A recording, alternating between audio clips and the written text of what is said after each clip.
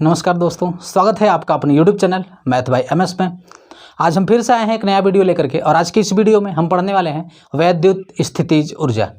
हमने वैद्युत विभव को पिछले पार्ट में पूरे अच्छी तरीके से पढ़ लिया है और वैद्युत विभव का लिंक आपको डिस्क्रिप्शन में मिल जाएगा, आप वहां से देख सकते हैं।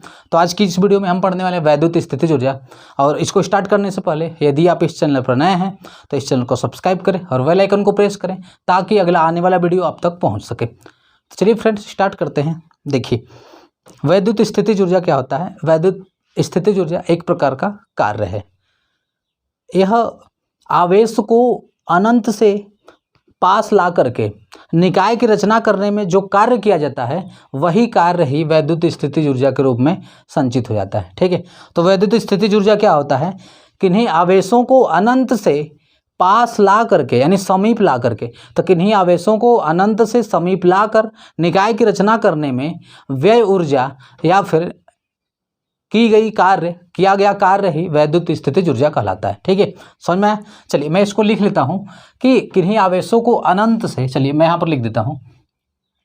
ठीक है, तो वैद्युत स्थितिज ऊर्जा क्या होता है, किन्हीं आवेशों को अनंत से समीप लाकर निकाय की रचना करने में जो ऊर्जा व्यय होती है या किया गया कार्य वैद्युत स्थितिज ऊर्जा कहलाता है। ठीक है, तो वैद्युत स्थितिज ऊर्जा अनंत से किन्हीं आवेशों को समीप लाकर किया गया कार्य समीप लाकर निकाय की रचना करने में किया गया कार्य अथवा व्यय ऊर्जा ही वैद्युत स्थितिज ऊर्जा कहलाता है। ठीक है, तो वैद्युत स्थितिज ऊर्जा क्या होता है, किन्हीं आवेशों को, आवेश या आवेशों के समूह को, ठीक है, यह वैद्युत स्थितिज ऊर्जा जो है कई आवेशों के कारण होता है, एकल आवेश के कारण नहीं होगा ये। ठीक है, तो इसलिए यहाँ पर लिखा गया है आवेशों को। तो किन्हीं आवेशों को अनंत से समीप लाकर निकाय की रचना करने में किया गया कार्य या व्यय ऊर्जा ही वैद्युत स्थितिज ऊर्जा कहलाता है।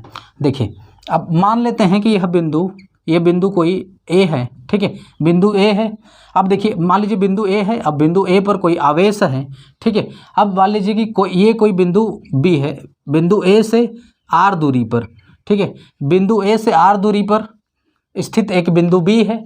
अब मान लीजिए किसी आवेश को अनंत से, ठीक है, किसी आवेश को कोई परीक्षण आवेश है, मान लीजिए यह क्या है, ये परीक्षण आवेश है। अब ये आवेश मान लेते Q1 है और ये आवेश क्या है, Q2 है। इस परीक्षण आवेश को अनंत से इस बिंदु बी तक लाने में जो कार्य किया जाएगा वही कार्य ही वैद्युत स्थितिज ऊर्जा के रूप में संचित हो जाएगा। ठीक है, चलिए अब देखिए इस कार्य को कैसे निकालेंगे। इस अनंत से बिंदु बी तक लाने में जो कार्य किया जाएगा वही कार्य वैद्युत स्थितिज ऊर्जा कहलाएगा। ठीक है, तो चलिए देखिए यहाँ पर क्या करते हैं कि अब देखिए, अगर ये प्लस Q आवेश है तो इस आवेश के कारण बिंदु बी पर एक विभव होगा।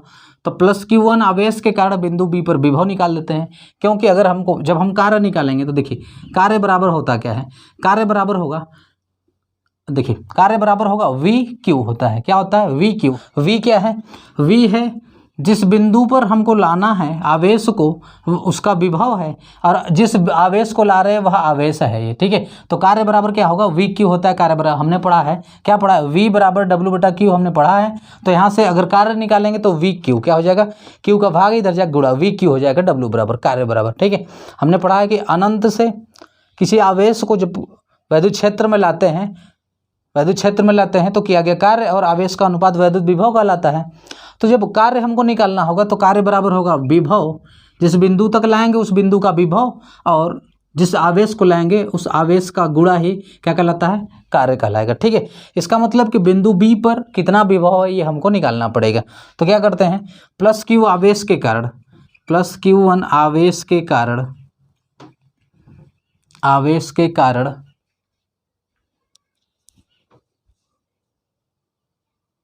इसके कारण बिंदु बी पर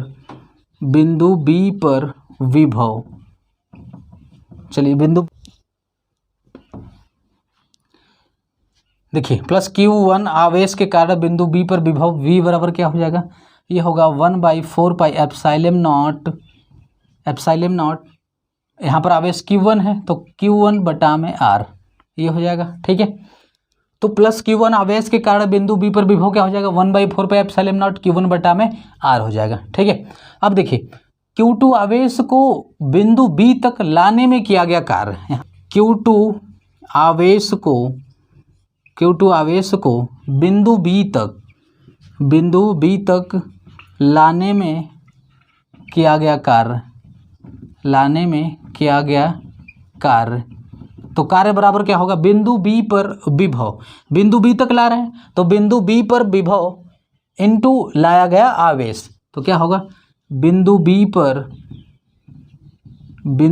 पर विभव गुणे लाया गया आवेश।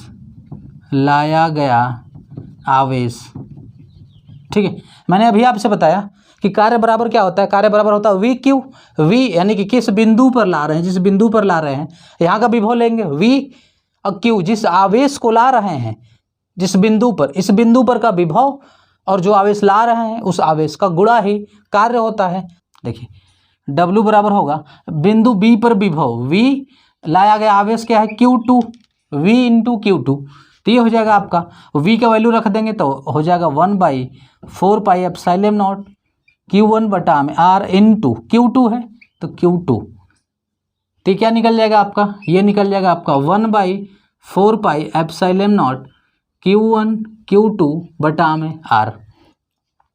ये हो जाएगा आपका अनंत से बिंदु B तक, Q2 आवेश को बिंदु B तक अनंत से, यहाँ पर लिखना पड़ेगा कि Q2 आवेश को अनंत से, यहाँ पर क्या लिखना पड़ेगा, अनंत से बिंदु B तक लाने में किया गया कार्य हो जाएगा आपका 1/4 pi epsilon not Q1 Q2 बटा में R।